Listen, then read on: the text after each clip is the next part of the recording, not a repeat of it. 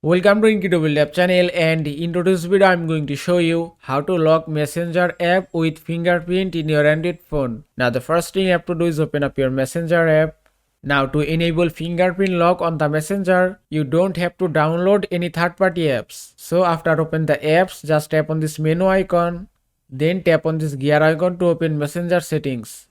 After that, scroll down and then go to privacy and safety option. Then tap on app lock option. Now you have to just enable unlock with biometrics option from here. Then you have to scan your fingerprint. Then select after I leave message.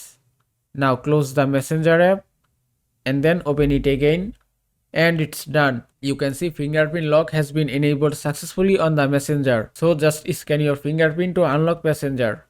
And you can see it's working successfully. And that is how you can lock Messenger with fingerprint in your Android phone. I hope this video was helpful. If it was, please give it a thumbs up and don't forget to subscribe.